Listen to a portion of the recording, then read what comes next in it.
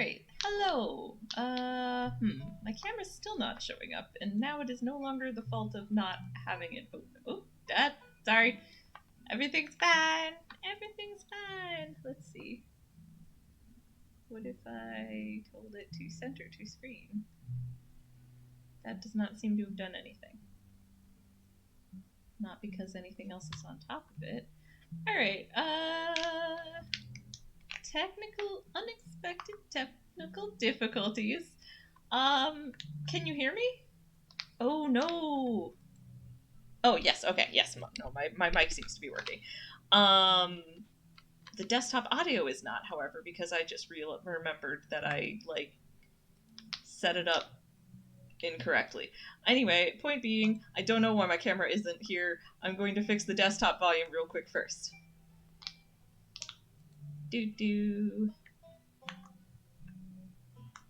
Okay. Properties. Choose specifically... No, not that one. That one. Yeah, there we go. Okay, that's problem one resolved. Now we just gonna remove that, maybe? And add it in again? Okay, we add a window capture. Again, apologies for the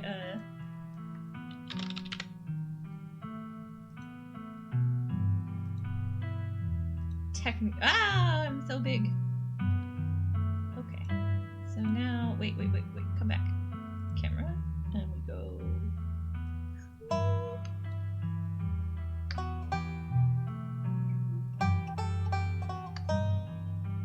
Leave it like this so you can see the little ditchling buddies.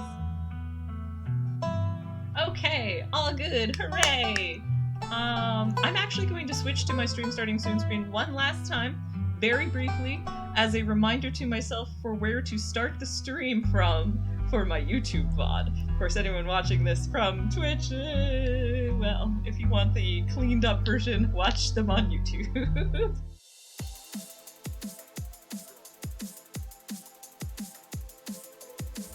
Okay, now we're here with everything in good order, so I am restarting my NB Himbo, aka Thembo, run, because I want to redo all of my themed runs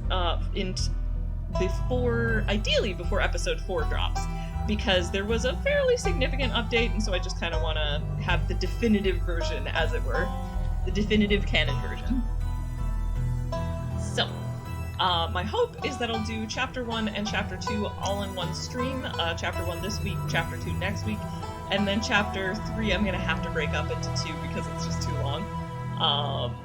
So yeah, so that will bring me not all the way, actually, I'm gonna be skipping a week in there, so it'll bring me pretty close to the release of Episode 4, but if it doesn't bring me all the way there, I'll just start one of my other runs again. Alright, so that said, we are starting anew. And this time, I'm going to give my Thembo character a specific, unique name. Oh, shoot. I think this is here because I have my controller attached? Yep. Okay. Anyway, I'm not going to be using my controller for it. That's fine. I don't know how to turn it off other than unplugging it, though.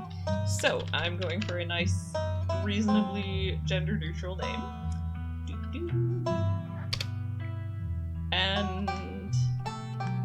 oof, what city? Let's... oh, I hate having to pick the city name.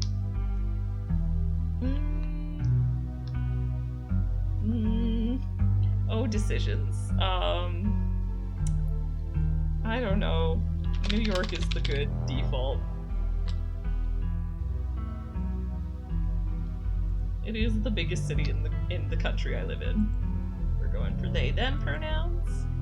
And of course, as is required for any good Thembo vibe, powerful build, strong and athletic, the pinnacle of fitness, an intimidating presence, tough as nails, and hot, attractive and charming, a natural flirt.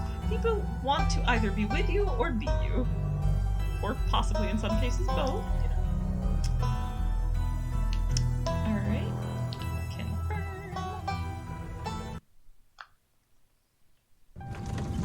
You jolt awake as the bus hits a particularly nasty bump.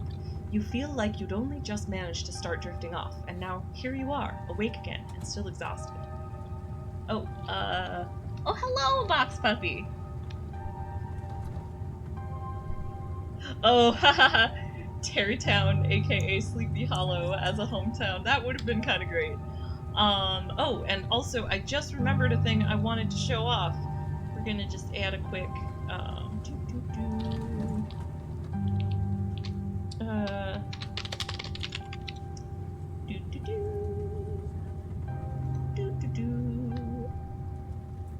Oh gosh, where did I put it? Oh, my folders, they are so complicated. I think maybe I put it somewhere. Yeah, here we go. So I redid all of my, so I made sort of final versions of all of my characters. So basically, there's a Scarlet Hollow picrew, to make your main character in. And I thought it would be cute if I actually added it to the stream. Let me know if that ends up feeling like it's in the way of anything. But yeah, so this is how I have envisioned the this NB himbo energy character to look. They are, of course, non-binary and a Thembo, as mentioned. So yeah, I'm just gonna have that in the other, either in the other corner or above my camera. I kind of like it in the other corner, but like, let me know if anyone else has thoughts or feelings on this. On the other hand, this kind of offsets my camera a little, which is otherwise just kind of jutting in weirdly, but you know, I gotta have the ditchling buddies. Oh, fighting off a food coma, came back from birthday dinner for a nephew at Dad's house, hot dogs, and deer burger. Deer burgers! Fascinating! Anyway, well, I'm happy to have you here, Box Puppy. The most interesting thing I did today was get my booster shot and my flu shot. And I seem to be doing well so far, fingers crossed, but well enough that I wasn't worried about how I felt for streaming, so. Alright, so let me know if anyone has an opinion and thinks that the character profile photo would go better in the other corner. Alright. Or if it just kind of is annoying to have it here, I could also take it out because it's like, it doesn't have to be there.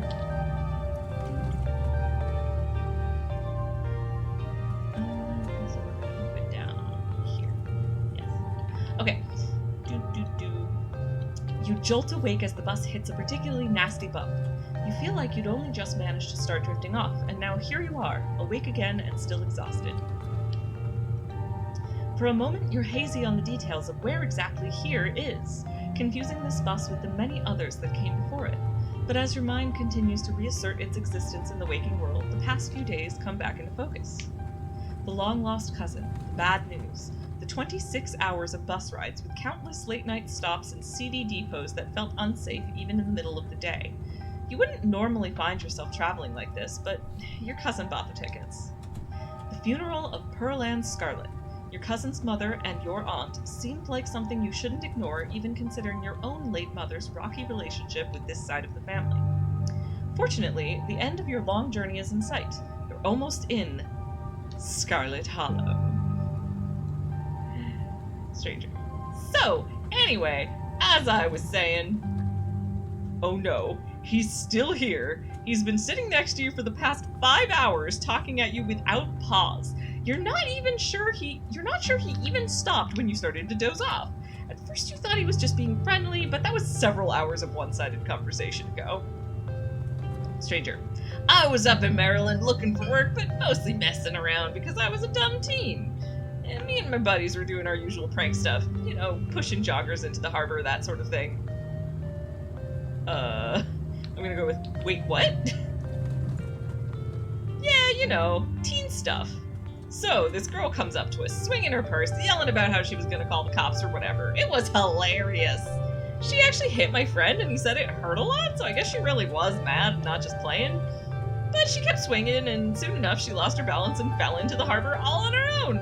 We didn't even have to push her. We had a good laugh and fished her out, and her phone got soaked so she couldn't call the cops on us. We wound up hanging out all day.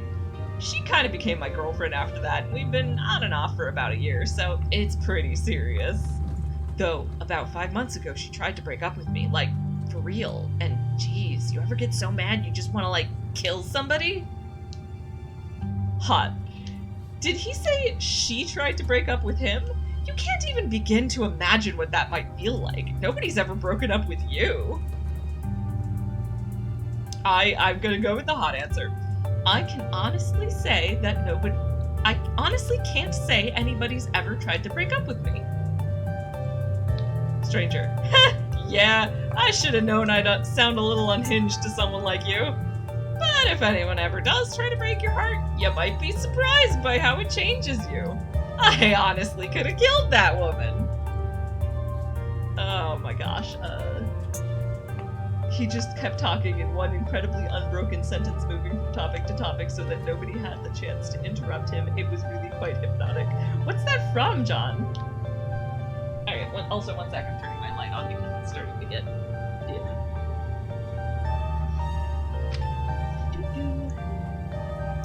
So yeah, stranger.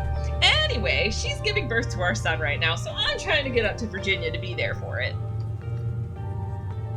But I don't know if I'm, like, into that stuff, so I might just wind up on a bus to New York or something instead. I've always wanted to go there. Yeah, that's where I just said I'm from. Yeah, I'm gonna go for the powerful build option here because I like it. Get your act together. Or someday soon, okay, so my character says, get your act together, or someday soon you're going to run into someone who doesn't tolerate your bullshit. You cross your arms and glare at the young man with menace in your eyes. Stranger. Huh, alright, maybe you have a point. I guess New York will always be there waiting for me. Anyways, where'd you say you were headed? I didn't. Stranger. No need to be nasty, I was just asking. Not like I'm gonna follow you off the bus or anything. So if you aren't getting off at my stop, then you must be headed to Scarlet Hollow, right? Or the Holler, as they call it in these parts. That's the only other stop until this bus turns around. I ride it pretty often, so I'd know. Almost nobody ever goes up that way. Though, come to think of it, I had a couple buddies who went up there to work at the mine. There's a coal mine up in the Holler, you see, and there's always a job listing or two on the boards around here. I've never wanted to do that kind of thing myself. I like my lungs the way they are, thanks. But my buddies got desperate enough to try it. I haven't heard from them in a while now that I think about it. I should see if they're on Facebook. See how they're doing up there. Ha! Hope they didn't die. He looks back at his phone, for once focused on something other than you. Stranger. Oh, this is me. It was lovely meeting you. Hope you don't get too bored without me around to talk to. Here, I have something for you. The stranger rifles through his pack before presenting you with a dripping bag of peanuts. Stranger. They're boiled peanuts! I got them at a gas station a few buses back. I noticed you haven't eaten much, so I figured you could use them more than me. Plus, they dripped all over my bag, so I don't want to carry them anymore. Yeah, I'm gonna go with protein is protein, because it's a good way to actually get rid of the peanuts. So, I didn't build these muscles by turning down free protein. You take the wet peanuts from the stranger. It's been several hours since you've had any protein, which is several hours too many in your book. You tear into them immediately, not even bothering to remove the shells as you chew through fistfuls of soft legume. In a few moments, they're all gone. Stranger. I figured someone like you would get good use out of them. And with that, I leave you. Safe travels, friend!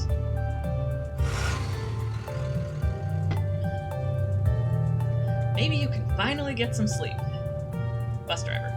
Next stop, Scarlet Hollow. End of the line. Almost there.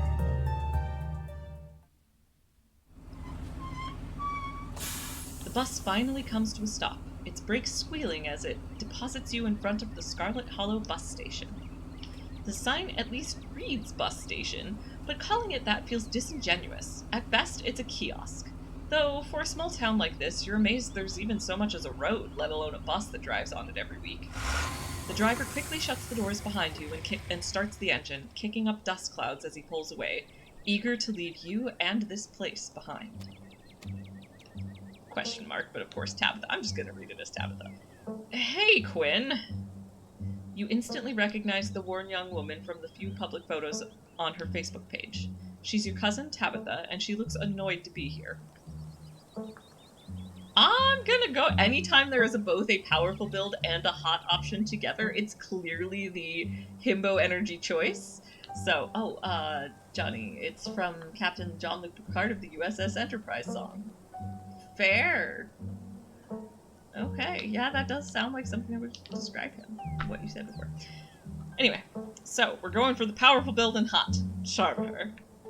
Your cousin might be annoyed now, but nobody's walked away from meeting you uncharmed. You flash Tabitha the sort of smile that contains every emotion you might need to convey.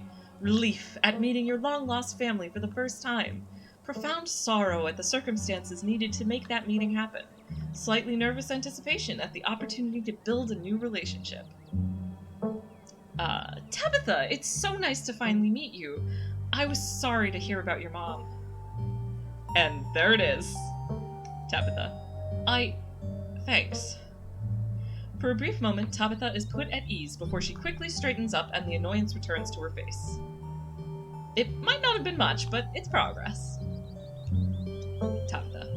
Come on, let's go. I don't want to spend any more time down here than I have to. Your cousin turns and motions to an old BMW parked near the bus kiosk. You follow her, clambering into the dusty relic.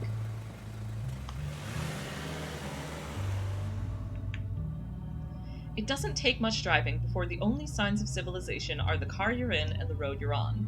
Tabitha maintains an icy silence as she focuses on the road. Tip about dialogue. I've played this before, but yeah, tip. Dialogue options labeled Explorer can usually be taken without advancing the story. They can impact relationships and unlock additional story paths, so choose carefully. Yeah, so I'll start with, how are you holding up? Tabitha. Fine. You know what? This has extremely Thembo energy to me, so this is what I'm going with. Phew! Good to hear! For a second I was worried I'd have to talk about feelings in that, and that stuff is hard. Tabitha. Yeah, let's try to talk as little as possible while you're here. I can't believe we've never actually met before this. Tabitha.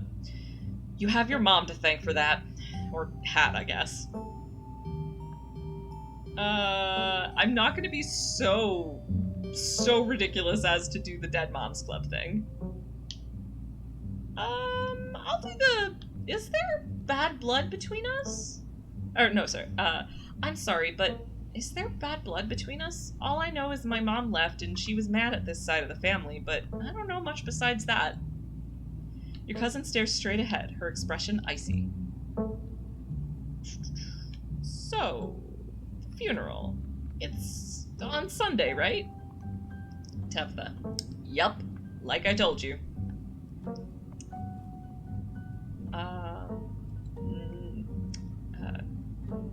Do you need any help planning? If you ever need help with errands or scheduling, feel free to ask. I know this stuff isn't easy. Tabitha. It's actually been fine. Just needed the coffin and somebody to dig a hole. You decide to sit in silence with your cousin as the car eases up the steep mountain road. And here it is, the Scarlet Estate. Though it's seen better days, its crumbling elegance is not lost on you. Someone used to cramped apartments in gray cities. I know I'm being nitpicky, and sorry to interrupt when there's not anything in the chat, but... What if I took this, and I did move it over here? So, I tried it over there for a while, and now I'm going to try it over here for a while, and I might even flip it, actually. Will that look super weird? We'll find out. Okay, that actually does look unsettling to me for some reason. It was drawn to be the other way. That's actually a really good reason to have it in the other corner. I'm sorry, I'm sitting here being, like, indecisive about this when I have a game I could be playing. And here it is, the Scarlet Estate. Though it's seen better days, its crumbling elegance is not lost on you, someone used to cramped apartments and grey cities.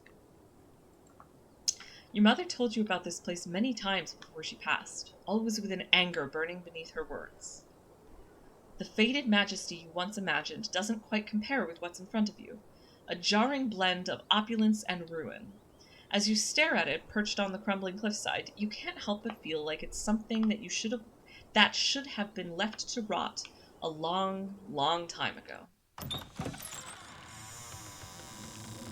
You're hit with a blast of dusty air as you step across the threshold and into the foyer. Everything in this room has been here for much longer than you've been alive, each object cemented in place with layers of dust and cobwebs. You can hear doors creak on their hinges and the aches and moans of ancient floorboards as the house itself sways in the wind. Tabitha. Welcome to our family's humble estate. Unfortunately, due to the current state of the house, only a few rooms will be safely accessible during your stay. I wouldn't go wandering anywhere else if you value your limbs. The floors have been known to give out. And if you know what's good for you, you'll stick to your room, the bathroom, and the kitchen. And hallways, I guess. But only the hallways you need to use to get to those places. I'll show you around so you know where it's safe to walk. You can leave your bags here for the time being. Powerful build. Oh man, this place is huge! I can't wait to unwind. Tabitha's sneer at that is so good. Tabitha. Yes, the estate is quite large, but I'd be careful about unwinding too much. You don't want to wander off somewhere you shouldn't. You might get some nasty splinters. Follow me. You put your bags down and follow Tabitha through a long, dusty hallway. She delicately steps over holes and tears in the floor, and you do your best to trace her steps. Tabitha. Kitchen. On Wednesdays, a woman from town comes in and does the cleaning. Her name is Janie. I wouldn't recommend socializing with her. She'll talk your ear off. If you need any food, there's fixings for peanut butter and jelly. Don't touch my mac and cheese or my ice cream. Those are off limits. Oh, and you can also access the garden through here, but it's pretty wild, so I wouldn't if I were you.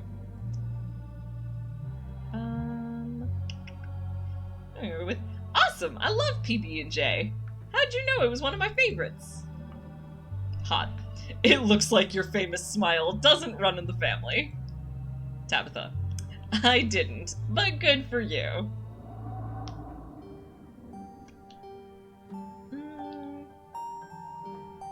Yeah, I'm gonna go with...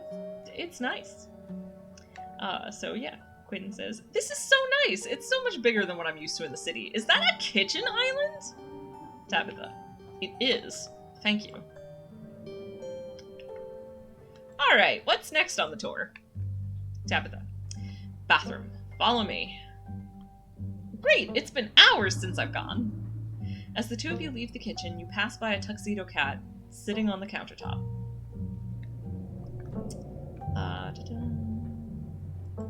Is that your cat? What's its name? Tabitha. Frou Frou.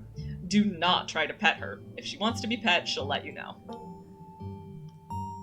You decide to follow Tabitha's advice. Tabitha. Shall we move on? The bathroom awaits. You once again follow Tabitha through a long, dusty hallway.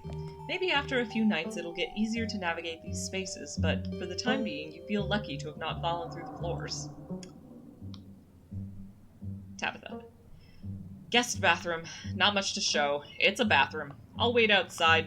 Do what you must, if you must. It is a wretched bathroom. Piles of junk sit untouched in the corners of the room, and mystery stains paint the floor.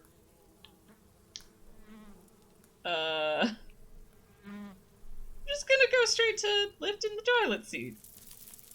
Bugs skitter from the bowl as you lift the seat.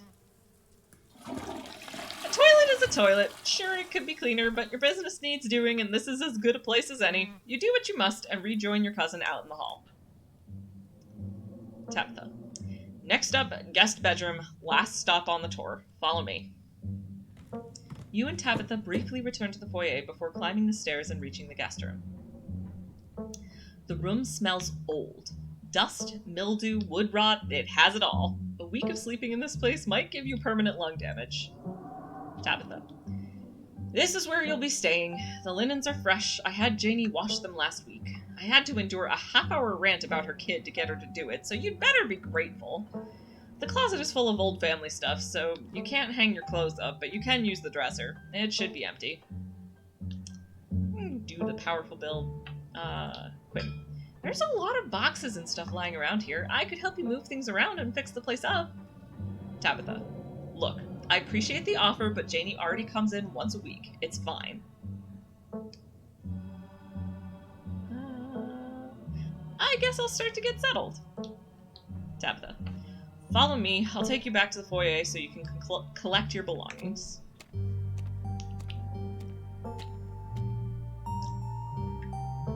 Tabitha. This concludes our tour. I'm afraid I must return to my duties, so you'll have to entertain yourself for the rest of the day. Don't expect to see much of me.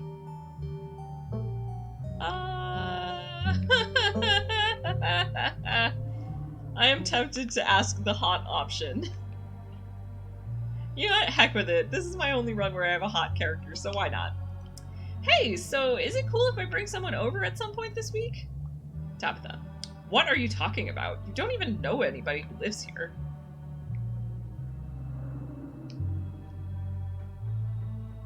I can't decide between I'm talking about smooching Tabitha or I'm a social butterfly Tabitha. I don't know what to tell you. I'm here for a week. That's plenty of time for a meet cute is also good. Oh man, this is tough. This is a tough call. These are all so good. I'm talking about smooching Tabitha. What's your smooching policy is so funny though. Yes, I'm doing it. Quinn. I'm talking about smooching, Tabitha. What's your smooching policy? Tabitha. I thought you were here for a funeral. Ugh. I can't believe I even have to say this, but please don't bring someone home to, you know. Look, I have enough on my plate already. Let's just forget you said anything. Beautiful. And by beautiful, I mean, yeah, this is very... This feels accurate to how Tabitha would react to their cousin being having extreme himbo energy. Thembo energy. I'm gonna go with Quinn. Wait, where are you going? Tabitha. To work. Somebody has to pay the bills around here. What kind of work do you do? Tabitha. I run the coal mine, same as every Scarlet who came before me, except for you and your mom. It requires a lot of time and concentration, so I'd appreciate it if you didn't keep me for long. Quinn. Can I come watch? Tabitha. What? No, the mine is dangerous. I can't babysit you and do my job. We're gonna go with girl boss. Damn, I can't believe you're only in your 20s and already running a coal mine. Talk about hashtag girl boss. Tabitha. Don't patronize me. I know you have nothing to your name, Quinn. Any other inane questions before I leave? Alright. I won't keep you, but we should hang out when you get back. Tabitha. We'll see. There's a lot that needs to get done this week. Your cousin leaves through the front door. And now it's just you. You and this sprawling, decrepit estate. I'm gonna start with, a PB&J sounds great right now. The only things you've had to eat in the past 8 hours were those boiled peanuts you got from that strange young man on the bus. Suffice it to say, you're still hungry, and a PB&J sounds like exactly what you need to take on the rest of the day. You head to the kitchen. You're back in the kitchen, ready to craft a beautiful peanut butter and jelly sandwich. It's a daunting task given the state of the place, but the aggressive growls of your stomach outweigh your fear of food poisoning. To get started, you'll probably need to find some peanut butter, some jelly, bread, a plate, and a knife. Yeah, I'm gonna go for the entire minigame of Build-A. As you approach the fridge, your eyes catch a note taped to the door reading, "Jamie, stay out," in all caps. Below it, in separate handwriting, are the words, "Okie dokie." You open the fridge. You already feel a deep urge to wash your hands, even though you have yet to touch anything other than the handle. I'm gonna just ignore everything else and take the jelly. You reach for one of the unopened jars of grape jelly, carefully checking its expiration date. You breathe a sigh of relief when you realize it's recent. This was either purchased specifically for you, or jelly is one of the few things in this kitchen Tabitha actually uses. All you need now is a plate, a knife, bread, and some peanut butter. Better close this fridge and keep looking. You return to the kitchen, closing the fridge behind you. Alright, let's go to the pantry. Tabitha sure loves her mac and cheese. I'm gonna take the bread. You pick up one of the non-moldy loaves of bread. Great! One step closer to a satisfying snack. All you need now is a plate, a knife, and some peanut butter. So naturally, let's take the peanut butter. The king of nut butters, and only 3% of each jar is mashed up cockroaches. The only things you need now are a plate and a knife. We're just ignoring everything else. Optimism. Alright, search the cabinets. The cabinet must be where Tabitha keeps the dishware and, oddly enough, the utensils. Grab a plate and a butter knife. You grab a plate and a butter knife. This is the last ingredient you need to make your PB&J. Time to get to work. Close the cabinet.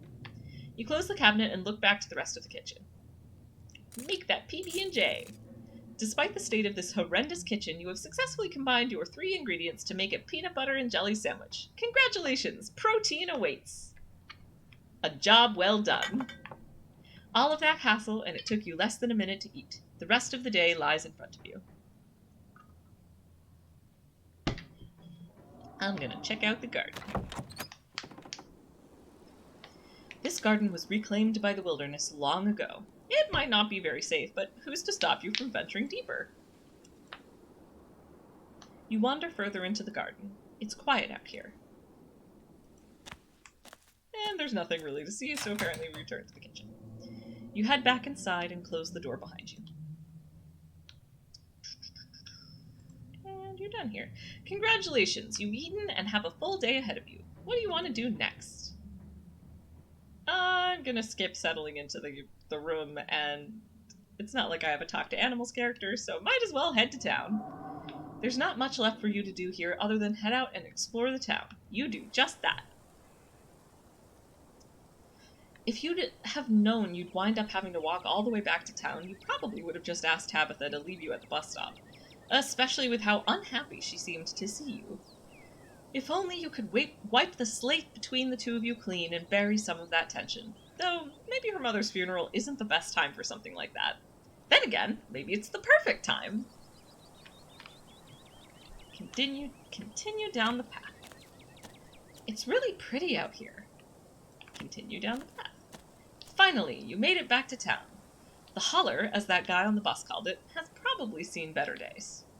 It still has the feeling of an idyllic country town, but its sidewalks are cracked, and many of the storefronts are boarded up, their windows dusty with age.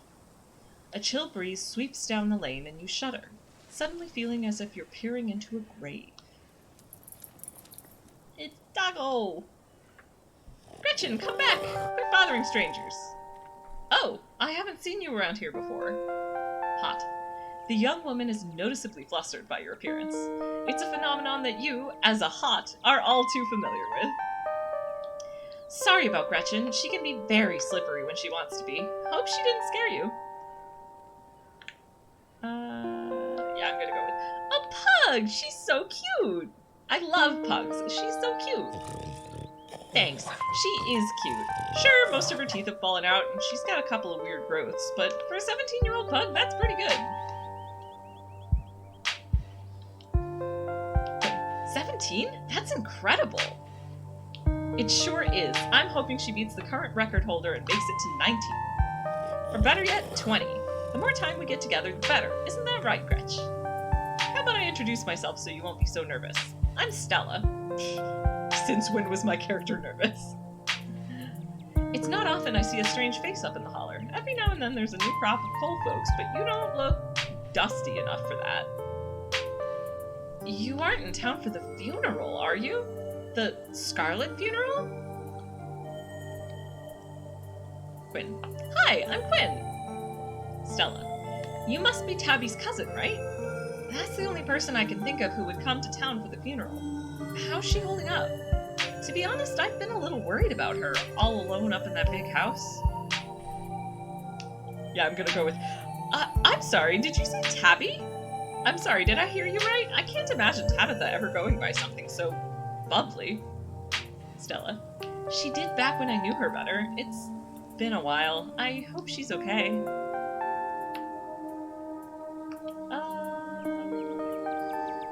Yeah, unfortunately for the proper Thembo energy, I'm gonna probably just shrug it. She seems alright. Quinn. She seems to be taking it okay. I don't know her that well, so I can't tell if things have had an impact on her mood, but I get the sense she's always a little... Stella. Rough around the edges? That's Tabby, alright. I'm glad to hear she's doing okay. She and her mom were really close, and to think she's been up in that blue mansion all by herself. But I guess she's got you there to keep her company now. That'll be good for her, even if she doesn't realize it herself. Yeah. Quinn. How long have you known her? Stella. Oh, quite a long time. The town's really small, so everybody's known everybody else, as far back as they can remember. Tabby and I got a little close when we were both in the school's production of A Midsummer Night's Dream. I was Puck, and she was Mustard Seed. As you might have expected, she was more than a little prickly, but I managed to soften her up a bit in the end. But then she graduated, and that was that. Oh, if you just got to town, you must be starving. I was just on my way to the diner for coffee, and they've got amazing biscuits. My treat. The pleasant aroma of greasy breakfast food hangs heavy in the air. In contrast with the empty, lifeless atmosphere of the family estate, the diner is filled with the comforting din of human life. All of which grinds to a sudden halt as the patrons realize that a stranger has entered the establishment. I'm doing the hot version. Hey everyone, I'm Quinn, just in town for the funeral. Nice to meet y'all. The woman behind the counter beams back at you. Hello there, and welcome to the holler. You just let us know if you need anything, okay? You nod politely, giving a small wave as you and Stella slide into the nearest booth. Stella. Looks like you'll probably be the talk of the town for a while. It's not often folks around here meet many strangers, and with who you're related to, well, folks love their gossip, you know? Hey Stella, I went ahead and fixed you up a coffee. They gracefully place a cup of specially brewed coffee in front of Stella. Stella. Aw, shucks, thanks Avery. Avery. And here's some bacon for the little lady. Gretchen sniffs the bacon and digs in. And this is where... Oh, psh! They still think I'm using a controller. But I'm not, so... Gretchen sniffs the bacon and digs in. Hot. Avery. Anything for you, darling? Order a coffee and a biscuit. Quinn. Could I have a biscuit and a coffee, please? I heard they were really good. Avery. Best in the country. Avery pours the fragrant brew into the empty mug in front of you. They linger after pouring your coffee, turning to you nervously. Avery. Oh, and I'm, sorry for your loss. Before you have the chance to respond, they're gone. Stella. Glad you took my advice with the biscuit. You won't regret it. Anyway, the funeral's not till Sunday, right? That gives you quite a bit of time to slum around town. I'm trying to think if there are any cool events going on this week. There's always the reading adventure at the library, which is supposed to be for little kids, but I do it every month anyway. Oh, and I'm pretty sure Avery's throwing a party Saturday night, so that's a fun thing to look forward to. And there's the weekly Sunday potluck. That should be right after the funeral, too, so it'll be a special occasion. Quinn. Sounds neat. Maybe I'll check some of those things out. Stella. Anyway, those are all the big events I can think of. As for the day-to-day, any idea how you want to kill time for the rest of the week? I'll go with the powerful build option here, because it's a good one. Powerful build. I'd love to hit some good hiking trails after being cooped up on a bus for so long. These legs gotta move! Stella. Oh? My job actually has me running around in the woods pretty often, so if you ever need a guide... Before Stella can finish, Avery returns, biscuit in tow. Avery. Here's your biscuit. Winnie says it's on the house. She sends her condolences. Quinn. Thanks, Avery. It looks great. You pick up the biscuit. It's delicate and fluffy. It nearly crumbles at your touch. Buttery warmth emanates from its surface. You take a bite. It melts in your mouth as if it was nothing but butter suspended in a thin matrix of dough. Truly, this is a perfect biscuit.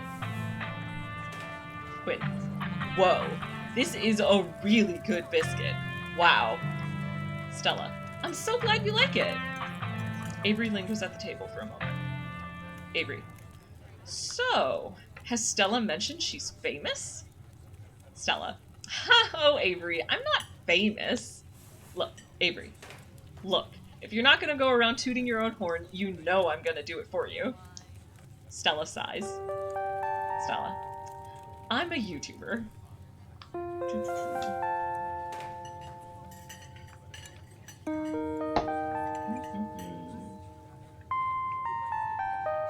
Wow, that's rad. That's what I'm gonna go with. Quinn.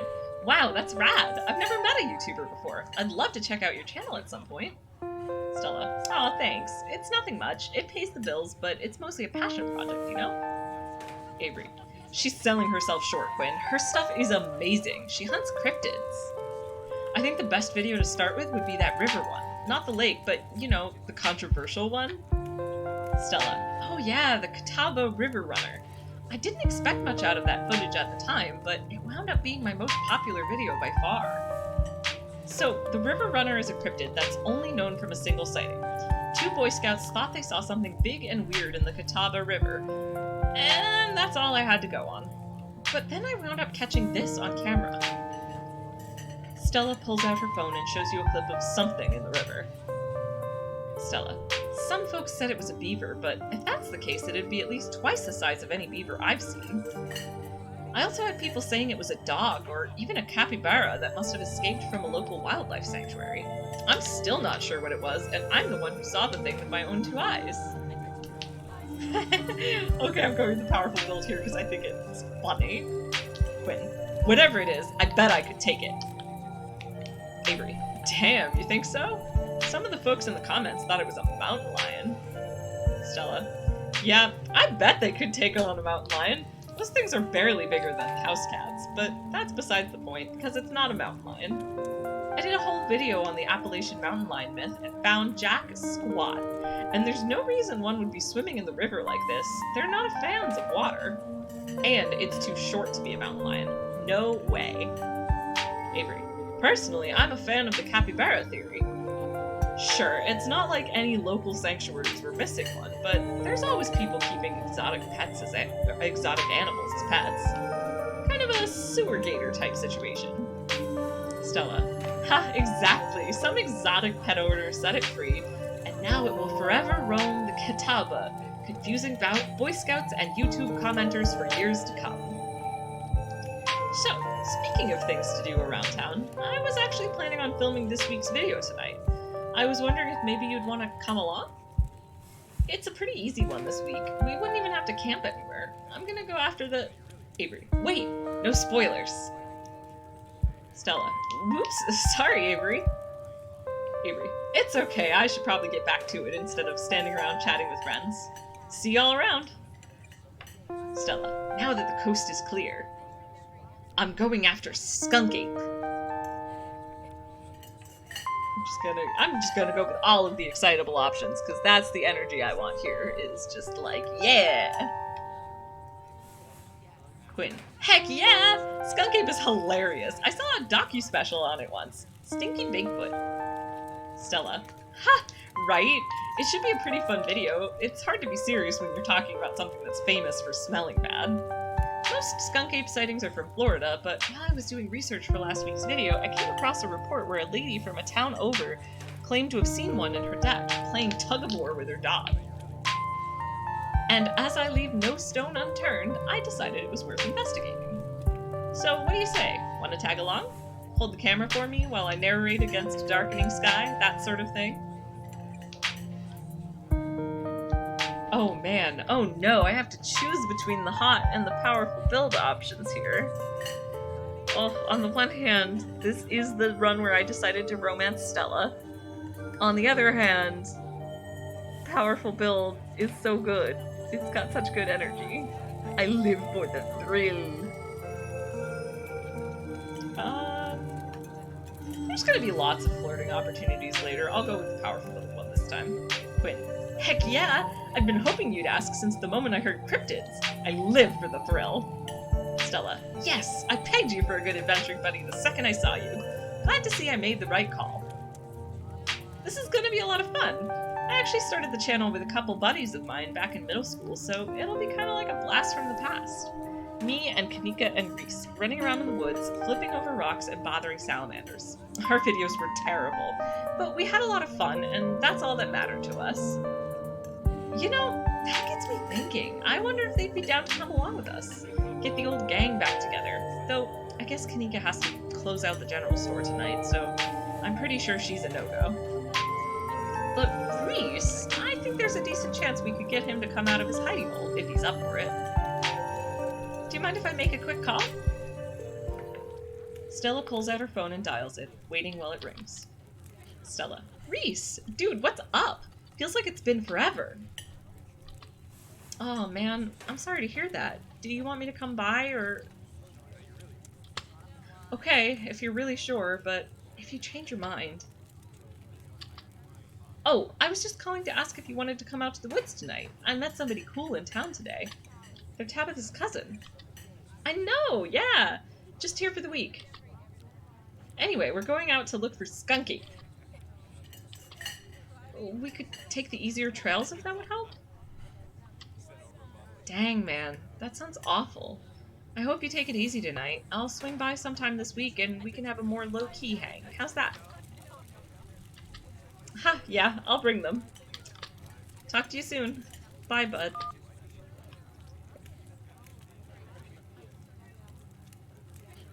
Oh, by the way, because it occurred to me that I haven't shown this off yet, in case anyone's wondering, this is in fact a Beetlejuice branded cup from the musical on Broadway. And in fact, it says here where it's kind of hard to read, this cup is strange and reusable. So I'm reusing it. Stella. Silence. Anyway, so, Stella. Looks like it's just you and me, pal. I'm gonna go with Quinn. Is he okay? Stella. He's not feeling well, that's all. He's had a lot going on in the past, gosh, 10 years or so? But I feel like it's gotten a lot worse recently. I can't remember the last time I saw him leave his house. Oh well, it's not my place to talk about, really. I just got a little excited thinking about having him along again. He's hilarious, you'd love him. We should swing by his place sometime this week. Quinn.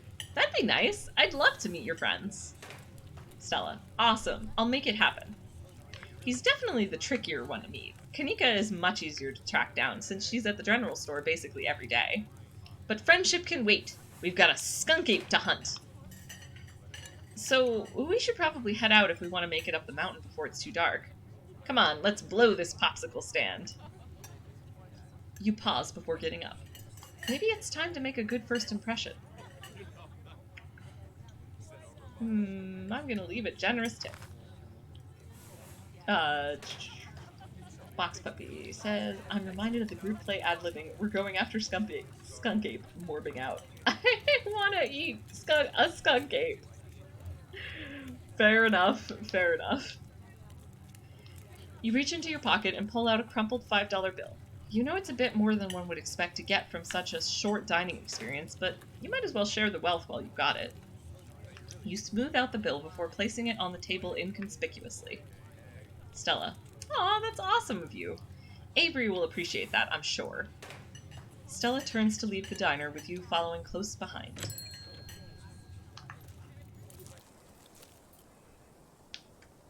It hadn't been very cold when you first arrived in town, but as the sun dips closer and closer to the horizon, a chill descends upon the hollow, and you see your situation with renewed clarity. You're in a new place, far from civilization and the people you know, following someone you just met into a dark forest in search of monsters. You feel Yeah, we're gonna go with, you feel alive. The fall breeze passing through the leaves, the orange hue of the setting sun painting the horizon, the promise of excitement ahead. It's been a while since you felt this in the moment, this present. The world around you feels almost magical. Were a mythical creature to actually manifest in front of you, it would fit perfectly in this world. Stella. Gotta love this brisk fall weather. This past summer was the hottest on record, since last year at least. You know how it is these days. Each summer is the hottest yet until the next summer, which always finds a way to be so much worse.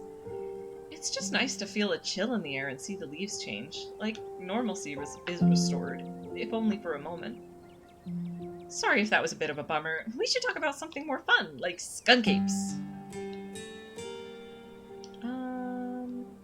We'll go with the, yeah. Quick. Do you ever hunt things that aren't cryptids? You know, like ghosts, demons, werewolves, that sort of thing? Stella. Yeah, for sure. I used to go after all sorts of spooky stuff. I never had much luck though, especially when it came to ghosts. Back when I first started doing solo videos, I'd go into all sorts of old abandoned buildings, hoping I'd stumble across some sort of activity. But nothing ever happened. It was just me and my camera in an old house getting worked up over a gust of wind or a creaky floorboard. When all's said and done, I've just been a lot luckier with cryptids. I want to believe in ghosts so bad, and I can't rule out the possibility that there really are true hauntings out there, but if there are, I sure as heck haven't seen any myself. You know, I gotta say, just a brief aside, but I have wondered if the reason Stella wants to believe in ghosts so bad is because she likes the idea that she could see her parents again someday.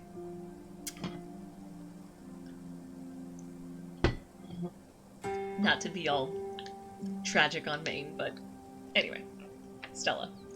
Werewolves I kinda lump in with cryptids. I'd be shocked if there actually were people out there who turned into animals, but werewolf lore lines up pretty well with the great beast genre of cryptid. As for demons, I don't know. I honestly don't even want to consider the possibility that they exist, because if they really are out there, geez, a lot of folk are doomed to an eternity of flames. So let's just hope all of that's just bunk. Am I right? Okay, I'm gonna totally go for it. Quinn, what do you think about aliens? Stella, don't even get me started. Did you see those UFO videos the government declassified? Aliens are definitely real, and they have absolutely visited Earth. Like, I believe in aliens way more than I believe in cryptids. You don't see me hunting aliens out here because we know they're real. Okay, I'm sorry, but any hot and powerful build combo thing, I just have to take. Hot and powerful build. Quinn, if aliens were real, I think they would have visited me by now. Quinn, they'd be looking for the perfect human specimen, and... Oh no, that is still my character, yes, okay. They would be looking for the perfect human specimen, and not to toot my own horn, but I've been called that 3 or 4 times before. Other people's words, not mine. Stella. Ha, well, they aren't wrong. Maybe aliens have a different idea on what the perfect specimen looks like, though. Maybe they have a particular affinity for truckers and late-night convenience store clerks, and that's why they keep messing with them. I'll do the weirdest thing one, and then we'll move on. Quinn, what's the weirdest thing you've seen out here? Other than anything cryptid-related, of course. Stella. Oh gosh, that's a good one. Let me think. Well, there's always the deer I saw stealing baby birds out of a nest and eating them. That was pretty messed up.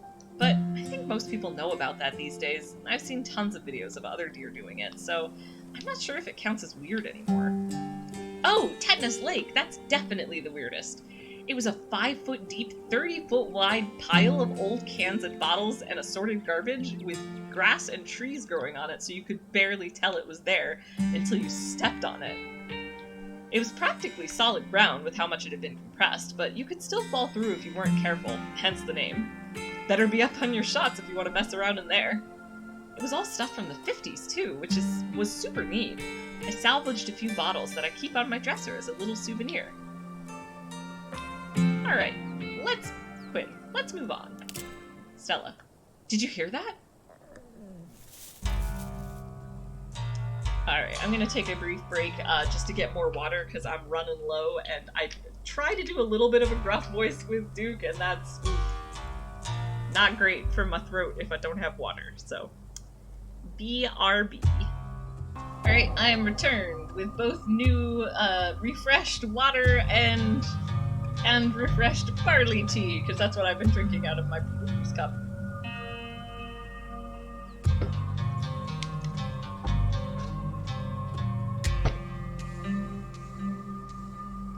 I recently realized I had the power to just always have steeped barley tea on hand if we just put, you know, a pitcher in the fridge of water with barley tea bags in it.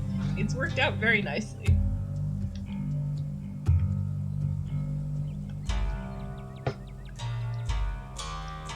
Anyway. Okay, let's do this. Alright, can I do Duke voice? Oh, calm down, Gretchen, you old butt.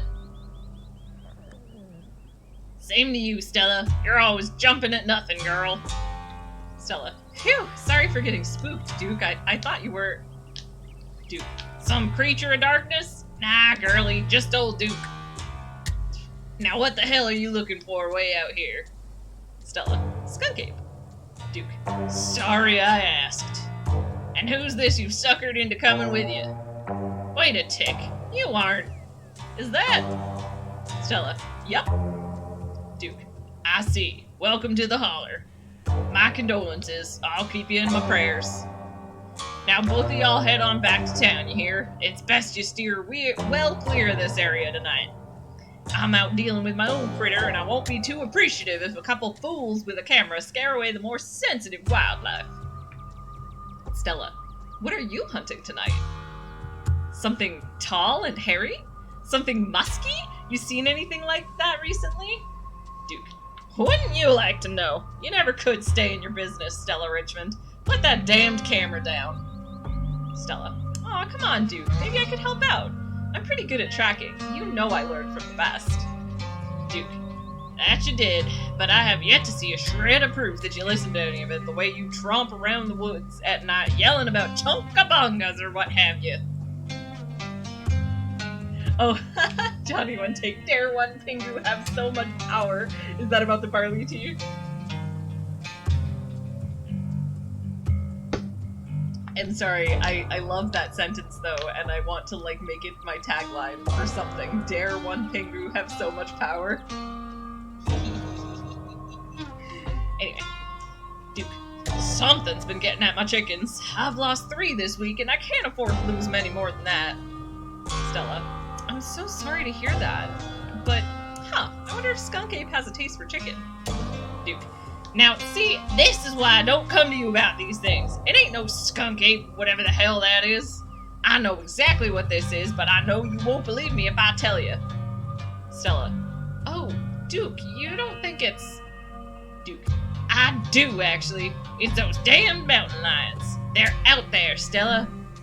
I don't care what your little investigation turned up. If you haven't been out in these woods as long as I have, you haven't been out in these woods as long as I have. Those sons of bitches are sneaky. Of course you wouldn't find one in any one night of tracking. And I know for a fact that's what's been getting at my chickens. It couldn't be anything else. Stella. I'm telling you, man, mountain lions are extinct in these parts. There hasn't been an actual sighting since the 1990s, and even those were iffy. Duke. I can't believe you go out there on your YouTubes saying some river monster spotted by a couple school-age Boy Scouts has been 100% confirmed, yet Appalachian cougars are some kind of far-fetched fantasy made up by geezers like me. You made me look like a fool. I read those comments people were posting on your video. They were calling me all kinds of names just for seeing things with my own eyes that I know to be true. Stella. I'm sorry, Duke. I didn't mean to sick anybody on you. I just don't think it's plausible. Duke. You'll eat those words when I come carrying a mountain lion corpse out of those woods at dawn. And if you two don't want a face full of buckshot, I suggest you run home and stay out of the woods tonight. I like the powerful build try to bond over sports option. I'm going for it. Quinn. So you're a Duke man? I've met some pretty passionate sports fans, but I've never met someone named after a team. Duke. Yeah, well, I was born into the name. Why, you a fan? I can't decide. No, I'm gonna go with heck yeah, because, you know, although my character's never been to North Carolina, I don't see any reason not to support the local sports team, so yeah, quit. Heck yeah, I am. Go Devils! Duke. Damn straight, but don't think that just because we root for the same team, I'm gonna let the two of you keep tromping around these woods. Stella. Alright, Quinn, there's no need to cause Duke any more hassle. Let's head out. We can come back some other time. Duke. Glad to hear you're finally seeing some sense, Stella. You two run along now and stay safe. As you and Stella return to the trail, she carefully looks back the way you came. Stella. Okay, the coast is clear. There's no way we're letting Duke edge us out that easy. Come on, I know a trail that'll let us get around him. Quinn. Yes, I knew you wouldn't give up on the hunt. Stella. Never. And trust me, we don't have anything to worry about from old Duke or his shotgun. I've gone out hunting with him before. The man sounds like a truck crashing through the trees when he walks. Even if we do cross paths, we'll hear him long before he catches wind of us. The trail's just up this way. Let's go. Stella. Alright, this looks like a good shot. Mind holding the camera? She hands you the camera and takes position. It has a date now!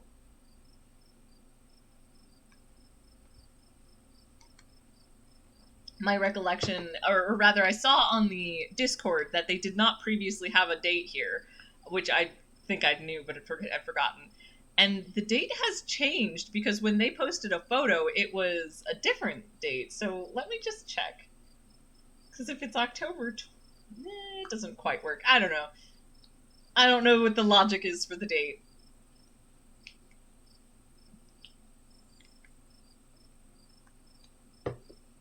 Other than October. But you know what? It's bothering me, some perhaps irrationally, that it says October 12th, 2022, but it establishes that today is Monday, which means that it should have been October 10th if they were going to do that week, because October 12th of 2022 is a Wednesday. I might... Before it said, okay, actually that's interesting. I wonder if there's like some kind of error here, because definitely on the site it said October 24th, which is a Monday, and would nicely end with Sunday on the... not sure if that comes out with the patch or not. Have you updated the game lately? You know what? I have not. Let me just check that real quick. Because that's true. That might have been part of a patch that I just don't have yet. It's still irrationally bothering me that it lists an impossible date. And you know what? I'll check for updates later, actually. It cannot be Monday, October 12th in 2022, because October 12th is not a Monday in 2022. But it's fine. We'll pretend that it says what it did in the screenshot on the Discord, where it said October 24th, and we'll pretend that's the actual number there. Stella. Ahem. As night falls, my new assistant, the gorgeous Quinn, and I find ourselves on a high hill in the Blue Ridge Mountains, where we'll begin our hunt for the elusive, yet pungent, skunk ape. Though mostly encountered in Florida, this possible relative of Bigfoot has been spotted all along the southeastern edge of the United States, including right in this very county. Here's hoping we get a glimpse tonight. We'll check back once we're on the trail. Until then, stay searching, Stellars! I can take that camera off your hands for now. We'll be able to start the tracking scenes once the sun sets all the way. Johnny, it's not a Monday in this timeline. Who knows what the Gregorians got up to in the days of yore in this world? Fair point. I'll accept that. Stella. In the meantime, we get to take in all this beautiful scenery. It's gorgeous out here, don't you think? Yeah, no, okay, now we're gonna totally flirt with Stella. The view isn't the only gorgeous thing out here. Stella, I was thinking the same thing. Oh, it's really tempting to say I'm pretty stunning, aren't I? But I want to actually do so. I'll just let you and Stella let the moment hang in the air, both of you comfortably taking both each other and the natural world around you in. Only for it to be pierced by a loud, percussive snort. Your quiet moment with Stella is broken.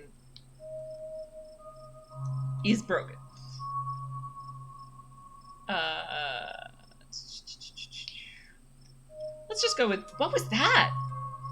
Stella, ha, no need to panic. That's just the sound deer make when they want to warn the rest of their herd about big, scary predators like us. Let's check it out. As you and Stella hear the footfalls of animals retreating into the woods, she reaches for her flashlight. A single deer remains behind, staring down the beam of light while Gretchen whines and pulls at her harness. And then it's gone. Stella, jeez, Gretch, calm down. You're gonna hurt yourself. She cannot handle deer. When she gets like this, I usually have to pick her up and hold her. She has a bad habit of slipping her harness when she wants to go after something. You're too much of a potato, and they don't make harnesses to fit potatoes, do they? Quinn, that got my heart rate up. I'm so ready for the hunt. Stella, same for me. How's about we take a quick snack break to fuel up, and then we get right into the night's activities. I've got all the best trail snacks. As you settle down to rest, Stella breaks open a bag of assorted snacks. Powerful build. Take one of everything. You grab as much as you can. Your body is a temple, and its priest demands offerings. Oh, that's fair, Box Puppy. That might actually, the date change might be planned for a future patch. Stella. Ha, somebody's hungry, huh? I'm glad you're having such a good time with my food. You look at Stella in response, your mouth full of delicious snacks. There will be time for conversation when you're finished, but for now, you eat. You and Stella settle down on an overlook, snacks in hand, as the quiet sounds of evening wildlife wash over you. Gretchen gnaws at a stick, distracted for the time being. Stella. So, tell me what it's like in New York. Do you have a house, an apartment? Do you live with family, roommates, pets? Tell me what it's like to be Quinn. Oh man, I'm gonna go with a closet in a house with 10 roommates. Quinn, I live in a closet in a house with 10 roommates. Actually, it's more of an attic crawl space. One of the walls is slanted, so it's like a little uninsulated triangle room. There's not really space for much, so I just have my clothes and a futon, and a little camp light too, since there's not a light in there. Oh my gosh, I'm remembering. I think I brought this up. Oh, hello, Puka. Thank you for lurking. I think I maybe brought this up when I saw this as a thing when choosing this option before, but I had a friend. So I used to live in an apartment that actually did have 5 people already living in it, each in actual bedrooms. And then it had a crawl space exactly like is being described here that was big enough for like a bed, but not much else.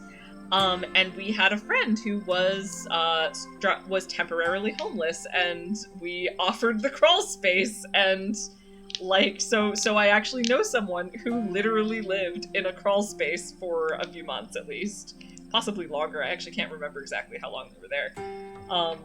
So yeah, not as far-fetched if anyone's wondering. That's not actually terribly far-fetched. We did not make them pay for it. Like, it was not a room worth rent, but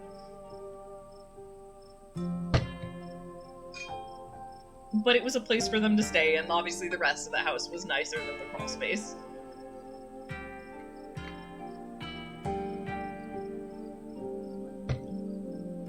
That said, Stella's not wrong when she says, Stella, wow, I'm not gonna lie, that doesn't sound like a space anybody should be living in. It sounds like staying in that old crumbling mansion is actually a pretty big step up for you. How are your roommates? Are they at least nice? Quinn. They're nice enough, but I think they miss having the storage space. They still put boxes in there every now and then for safekeeping. I use them as tables. Stella. There's gotta be a better apartment than that in a big city like New York. I'm gonna go with, I've been saving up for something. Quinn. Oh, I hear you. I've been saving up for something better. Stella. Oh yeah? Good for you. So, what do you do for a living? I'm trying to think what my Thembo would be doing for an... definitely not that. Maybe arts and crafts. Could be a student. Service industry, student, or streamer. I'm trying to think if any of my other characters would be a streamer. I don't think so, I could have one of them be. No, I'm gonna go with... Yeah, well, let's go with service industry. Quinn. I work in food service. I'm on my feet all day, getting yelled at for things beyond my control. I mostly get paid in tips. On the other hand, I'm just thinking, if this is true, my character, who is, you know, extremely hot, probably gets good tips, and probably therefore doesn't mind it that much. Quinn. You know what? I actually kind of like it. For all the abuse I've taken from bad customers, I've found a lot of support from my coworkers. And I'm gonna just throw in there, probably also has had as many good experiences with customers as bad. Stella. That's great, Quinn. A crisp breeze passes over you. Quinn. What about you? What's your living situation? Stella. Gretchen and I live in a little house just outside town. It's actually the house I grew up in, so it has a lot of pleasant memories attached to it, and I'm glad I could keep it in the family. My great-grandfather built that house, and he must have done a great job because it's just as sturdy as it's ever been. Quinn. Do you live alone there? Stella. Yeah, the place used to belong to my parents, but they're not around anymore, and the Holler's a small enough place that other folks don't need roommates. Yeah, okay, I'm gonna do Thembo energy, lack of the you know, I haven't leaned much into the stupidity. In the bottom corner, which bottom corner? I'm gonna... Oh my gosh! Okay, let me move the little picture of my character. One sec. Eyes! Creepy eyes! Maybe I should put it over here and turn it back around then, but I don't know, I've been kind of liking having the image, the thing here, like, you know, because this is about where it goes if it were a visual novel that actually had a character profile. It would go like here. But yes, just so people can see it. Spooky eyes in the bottom left.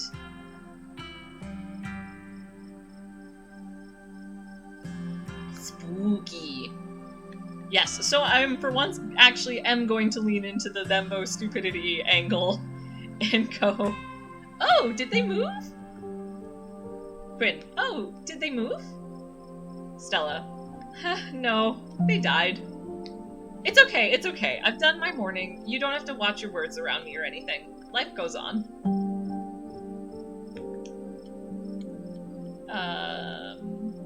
Quinn, what were they like? Did you get along? Stella, they were amazing. Two of the nicest people you'd ever meet, and interesting too. My dad was a bit of a regional legend among hunters and trappers. He was always out in the woods on the trail of something, and we certainly had some interesting dinners because of him. He had to learn how to fend for himself, you see, since his family didn't have much growing up. So he learned how to hunt and trap and got damned good at it. He always made sure I had food, and that I knew how to get it if I ever found myself too far from a grocery store. I could make us a pretty good salad with what's in this clearing if I had to, though it wouldn't exactly taste great. As for my mom, she was a saint. She was the local vet, the lady all the farms in the county knew to call if their animals were in need of something. She was smart as a whip and strong to boot. Turns out pulling calves out of 1,600-pound cows all day is a great way to build muscle. But she was gentle, too. Even the smallest mouse would get the proper care in her hands. I'm sure she's most of the reason Gretchen here is one of the oldest dogs I've ever met. So, yeah, those were my parents.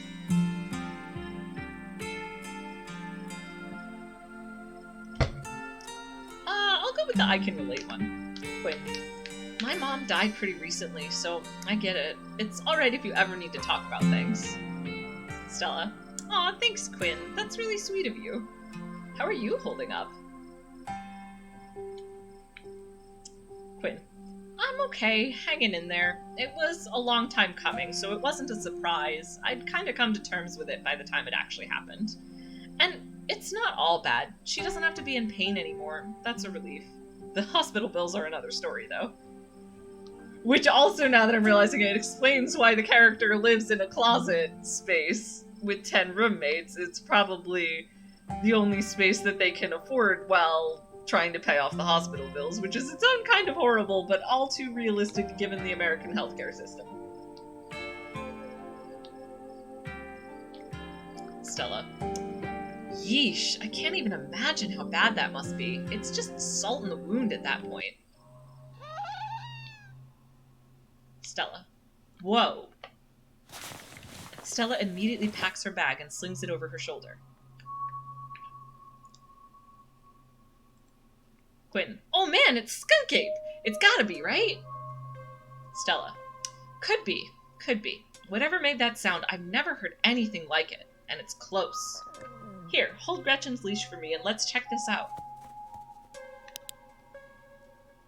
You and Stella inch towards the tree line as she shines her flashlight into the woods.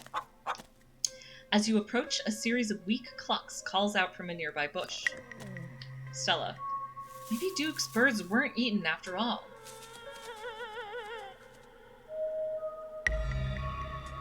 Stella. What the hell was that? Hold on, I gotta play that back. Holy shit! I'm guessing it must be maybe 2-3 feet tall? Doesn't look hairy either, so I think we can rule out Skunk Ape. But whatever it is, it has one of Duke's chickens. It looks like it's headed north. Let's go after it. Quinn, right behind you! Oof, ow. Pumped my arm a little too vigorously for having gotten vaccinated. Vaccinated. I got 2 vaccinations today. 1 on each arm. You follow Stella as she sprints into the unknown, Gretchen excitedly pulling you along by her leash.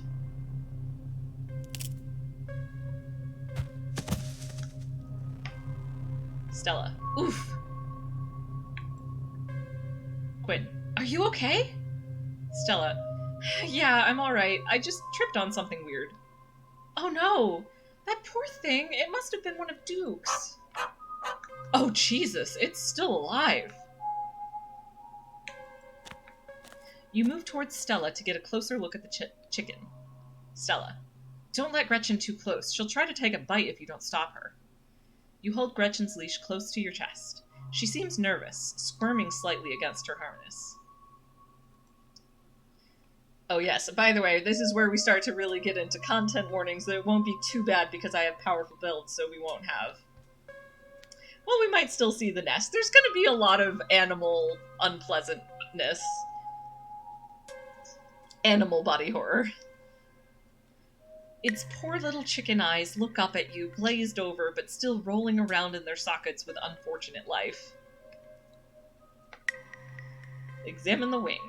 Looks like this is what Stella slipped on. The wing is barely still attached, but that seems to be the least of this chicken's concerns.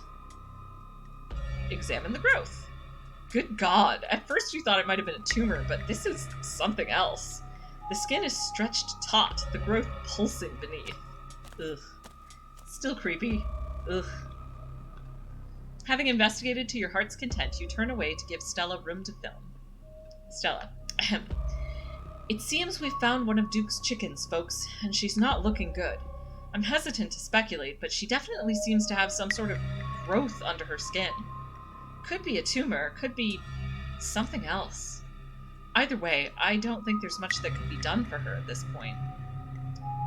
Jeez, I'm gonna have to put up some massive content warnings for this video. Hey, do you hear that? Duke. What in the Sam Hill are you two doing out here? Didn't I tell you to... Birdie? Oh, Birdie, what's wrong, darling? Good God. Did y'all see what did this to her? I'm not gonna choose the powerful build option here. That's not Thembo energy to me. I'm gonna go with... No, but Quinn, we didn't see whatever did this to your bird, but I think we can hear them right now. Duke. Don't tell me you're all caught up in Stella's nonsense. Stella. Duke, I'm so sorry. We were on the trail when we found her like this. Duke. Put the camera away, for God's sake, girl. I don't want to be in another one of your videos.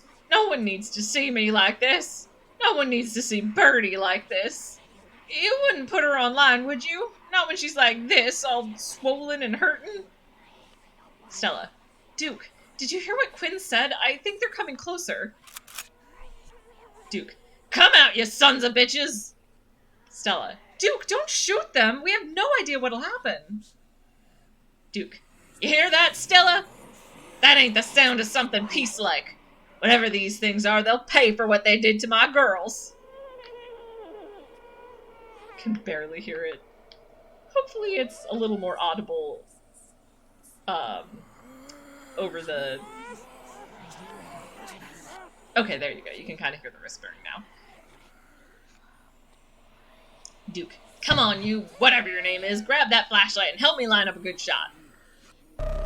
As the creatures in the tree line grow louder and more numerous, Gretchen violently strains against her harness. Duke. Quick! They're closing in on us! Powerful build! Tuck Gretchen under your arm and dive for the flashlight. You heroically dive forward, tucking Gretchen under one arm and grabbing the flashlight with the other. This is your moment. Every pull-up you've done, every hill sprint you've ran, every meal you've eaten, all of them have led to this. Duke. I said aim the damn thing! Quick! Light up the woods. Duke. Perfect. I just grazed it, but that should make it pretty easy to track, eh, Stella? Stella. Yeah, a blood trail is pretty hard to miss. Guess we know it wasn't mountain lions after all. Though it didn't look like any cryptid I've heard of either. This is going to be one hell of a video. We've got to go after them while we still have the chance. Thanks for taking care of Gretchen, by the way. I can take her from here. Duke. I'll be damned if I let her chase after those things alone. Alone, you have no choice but to follow Duke, Stella, and Gretchen into the darkness. You steel your nerves and run into the unknown. As you push deeper in the woods, the unearthly sounds once again surround you. Quinn. Guys? Stella. The blood trail cuts through here. Come on, we must be close. Duke. Damn it, girl! Are you trying to get us lost? Slow down! Stella. There's a clearing up ahead. I think I'm gonna be sick. Duke. Lord, that smell! The shrieks pull back into steady whispers as you, Stella, and Duke stumble upon the putrid bodies of dozens of dead and dying animals. A sinking realization pulls at your gut. This is their nest, and you are surrounded. Yeah, I'm going for the powerful build one here. Quinn. Get all the footage you need, Stella. If these things jump us, I'm pretty sure I can take them. Duke. Are you out of your mind? There's gotta be dozens of them up in the trees. They're circling us to protect their brood, or whatever it is they've been planting in these animals. We've gotta get out of here while we still can. Stella. Duke's right. There are too many of them, and we've got plenty of footage. We need to get out of here, and fast.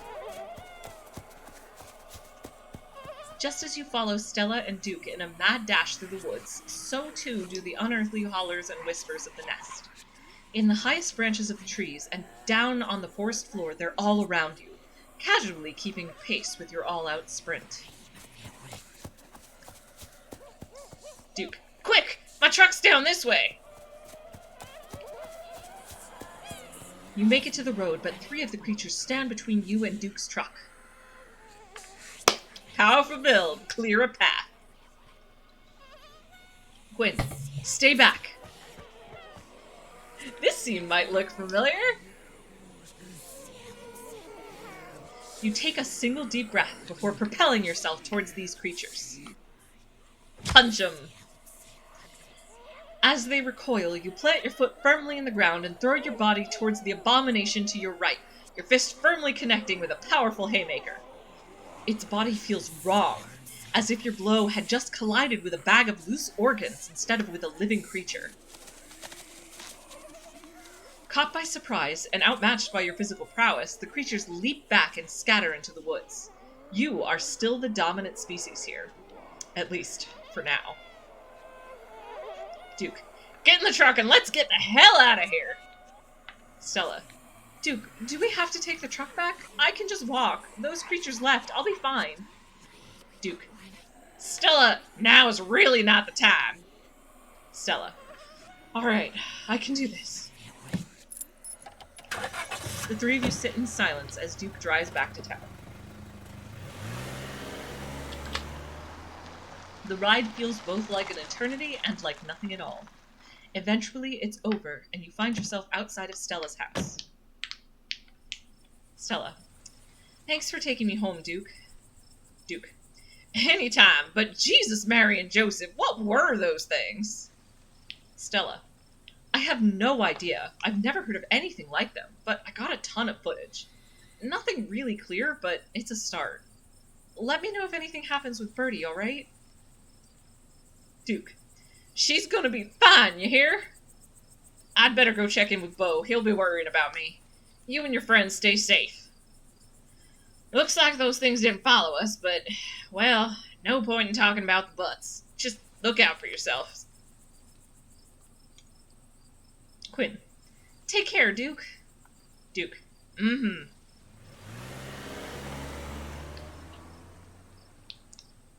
And here you are, back in town, away from the woods, with no one but Stella in sight.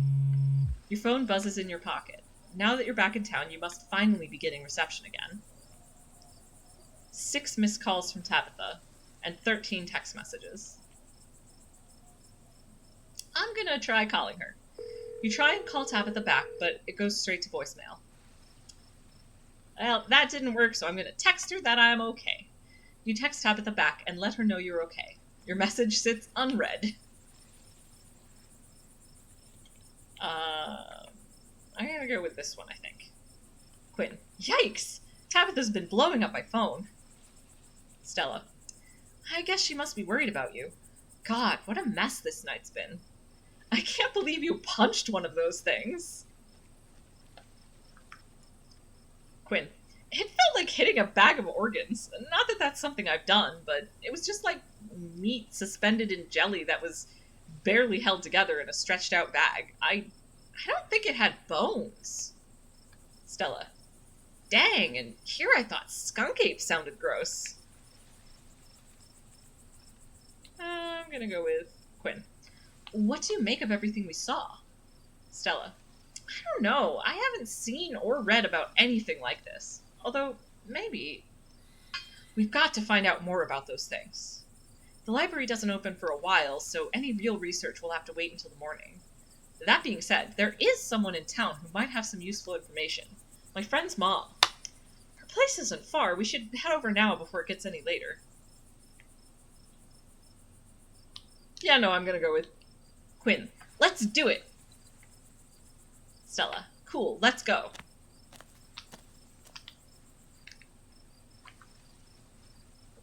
Stella. I hope she's still awake. Quinn! Stella. Jesus! You and Stella turn to see a shadowy figure staring at you from across the road. You didn't hear it approach. Welcome home! Before you can respond, the door behind you swings open. An older woman stands in the entryway. Go home, Wayne. I can't help you tonight. You look back and the figure is already gone, disappeared into the shadows of the night. I'm so sorry about that, Stella. Some people just can't be helped. What brings you out here so late? And who is this? Stella. Hi, Mrs. Forsyth. This is Quinn. Is it okay if we come in? Mrs. Forsyth. Of course, of course. You're in luck. I just put on water for hibiscus tea. And for goodness sake, you can call me Sybil. You're an adult now, after all. Welcome to my little nook. It's nice to finally meet you, Quinn. I was so sorry to hear about your mother. Vivian was such a lovely soul, and she's been sorely missed in the holler. And now poor Pearl Ann is gone as well. Do let me know if there's anything you need while you're in town. Quinn. Who was that outside? Sybil. Just a very sick man. You don't need to be worried about him. Quinn. You knew my mom? Sybil. Of course, dear. She was a good friend of mine for many years. She was such a lovely woman. You should come by sometime. I can delight you with unsavory tales of her youth. Quinn. We need your help. Sybil. Ah, yes. I suppose pleasantries can wait for another time. What's got you here so late? You seem troubled. Stella. You know about weird stuff, right? Unexplainable stuff? Sybil. I'm not so sure I follow, dear. I know which oils to use for which aches. I know a bit about classical spiritualism. Just what sort of unexplainable things are you talking about? Stella. We ran into some creatures out in the woods. These things. I don't even know how to describe them. Sybil. I can't say that I know much about local wildlife. My daughter has always had a brighter gift for nature than I. Stella. This wasn't the local wildlife, Mrs. Forsyth. Here, I can show you. Stella pulls out her camera and tilts the screen towards Sybil. Sybil. Ah, one of your little videos. Silence. More silence. Where was this? Stella. Up the mountain to the northwest. Sybil. Within the town limits? Stella. Yes. Sybil. I see. Is there a way to make the video bigger? And louder if you can?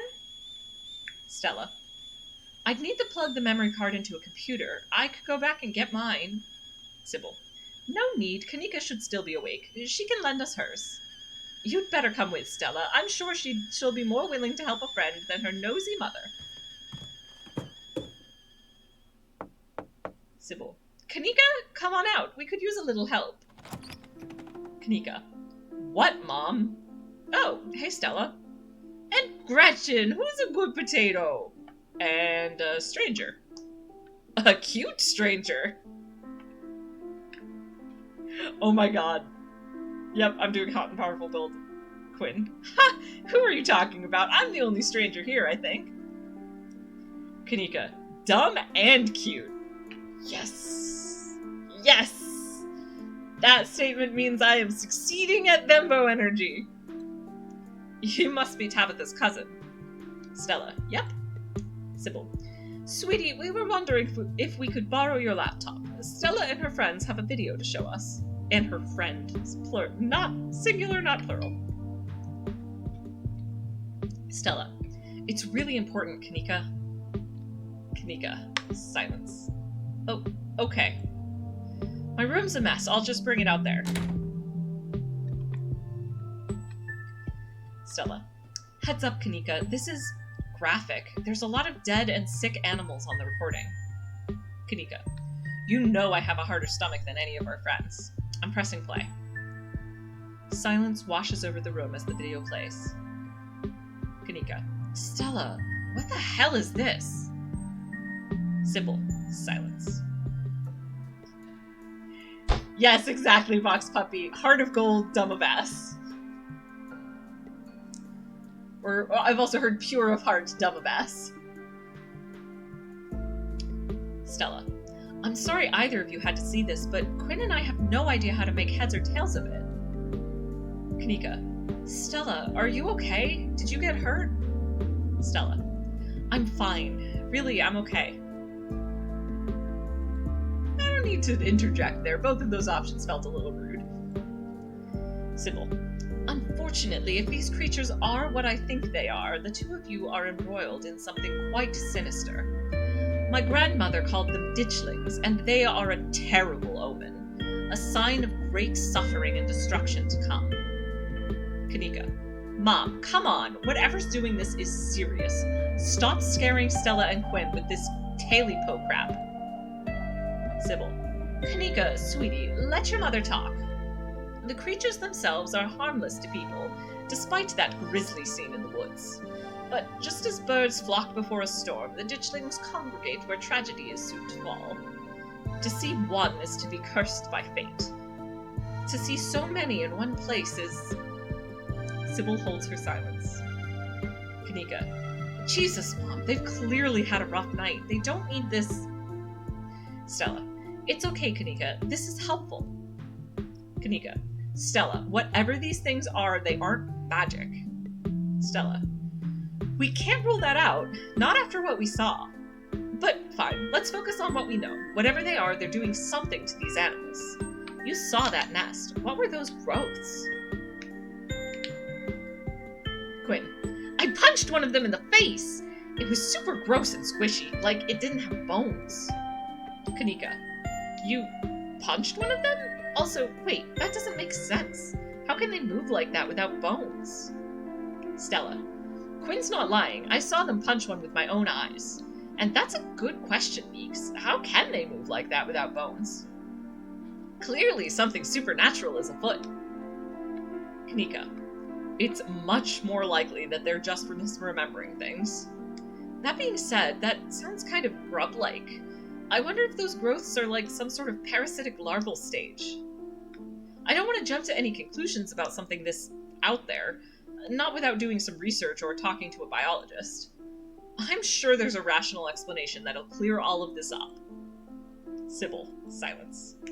Oh dear, I'd forgotten entirely about the tea I'd put on. Let me fix you up a couple of cups. It'll help soothe your nerves. Stella. I don't know, it's getting late and I should let Quinn get some rest. I ran them ragged today with all the hiking and running through the woods in terror. Quinn. I can stay out. I'm still wired from everything that happened. Stella. Okay, maybe it's that I'm eager to get home and start doing some research. I'll ask around on my usual forums to see if anyone has information on... ditchlings? Is that what you called them? Sybil. That's right. You go on home now and try to get some rest.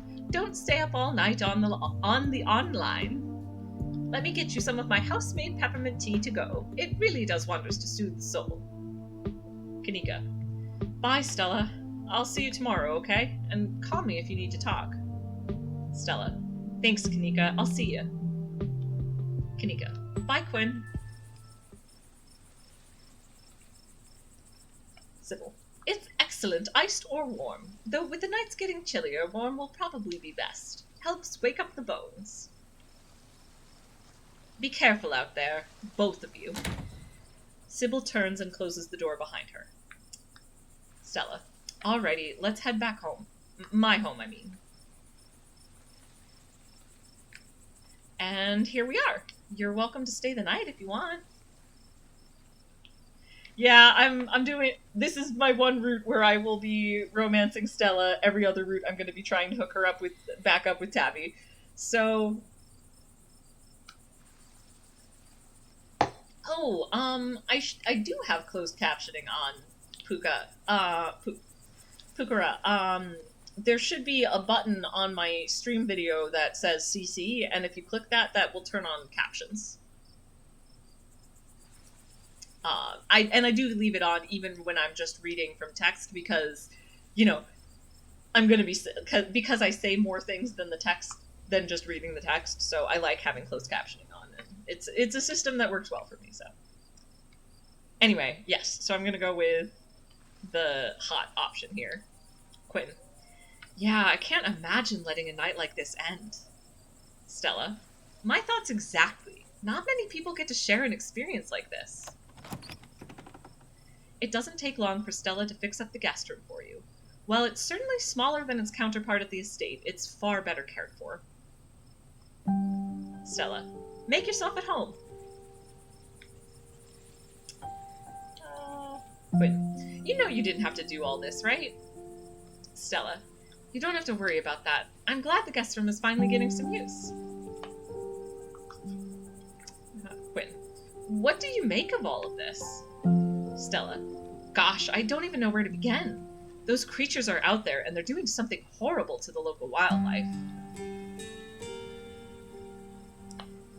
I know that some of the things Sybil said were a little wild, but if she is right and they are an omen, maybe we can change things and stop whatever's brought them here before it happens. Quinn. It couldn't hurt to poke around town. I have the time. Stella. Agreed. Quinn. Who was that guy outside of Sybil's? There was something really off about him. Stella. Wayne? I haven't really gotten to know the guy. I think he works in the mine. It might be worth looking into him. And then finally I'm gonna go with the hot option, Quinn.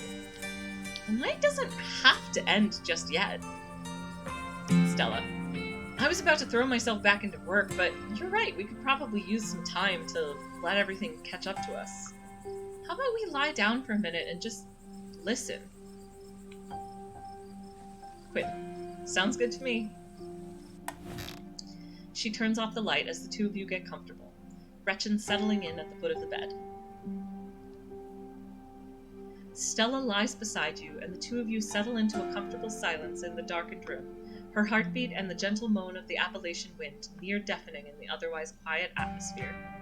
With her beside you, the events of the evening seem like something that happened to someone else, though you can still clearly picture the terror you felt in those moments. For now, you're safe and you're warm. I just think it's really sweet to, like, sleep together with Stella, but just sleep. Like, I don't know, I just, like, you know, just lying together and enjoying each other, like, the comfort of each other's company. It's sweet. I just have emotions about it. Eventually, the sun will rise and chase away the monsters, and make them seem like nothing but bad dreams. Maybe tomorrow, if you're lucky, you'll wake up in a normal world and have a relaxing week in the mountains with a new companion. It's a nice thought, but deep down you can't help but worry that things will only get worse.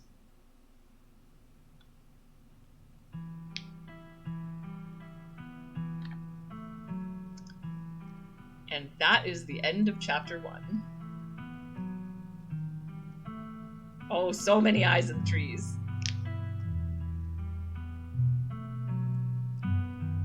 Yep, that place, the town hall's gonna be very relevant next chapter, as we probably well know.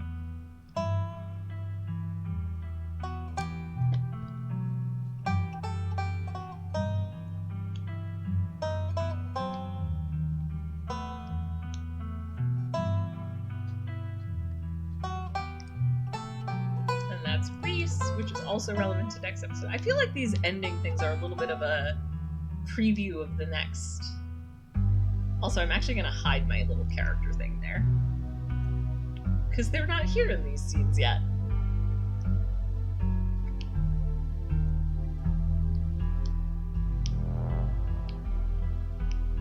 Hopefully, we will get to meet the alpacas in Chapter 4. I still think, and I agree with a lot of sentiments that, basically, I am of the opinion, and I know other people are too, that Chapter 4's big choice feels like it might be the talk to animals. Talk to animals, fix it.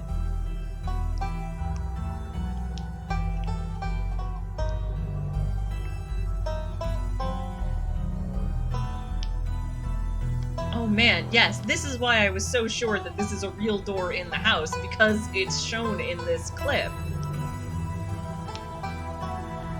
There's something going on here. Something's locked in there. I guess we'll just have to wait and find out. And that is the end of Chapter 1 of Scarlet Hollow. I'm actually considering editing this down and, making a Let's Play out of it. But if I did that, I might want to make a separate channel for things that are not VODs, because right now my YouTube channel is just VODs. And so I want it to be able to be kind of separately findable. So I could rename my channel Hana Pingu VODs, but... On the other hand, YouTube, I really only post VODs on YouTube so that people can catch up with my older streams if they want to, because, you know, they don't last on Twitch. So it's sort of archival, more, I don't expect to get a lot of attention there, but, so maybe it would be better to set up a, anyway, I'll think on that later. But for now, this is the end of episode 1. And I shall save here. I never did my thing that I was going to do where I redid all of the saves, but since I'm overwriting the old ones, I'm going to just do a save per chapter, I think. So yes, this is the canon run end of Monday. And then I'll do end of Tuesday there, and I'll do it by chapter, I think. So yeah. Thank you so much. Okay, so yes, that is the end of my stream. I'll go back to the so I saved the game, so let's go back to the home page. How do I do that? Quit. No. Main menu. Yes. Basically, I just want there to be, like, stuff in collections on Twitch. Stay there. Fair enough, but can you put an entire VOD in a collection?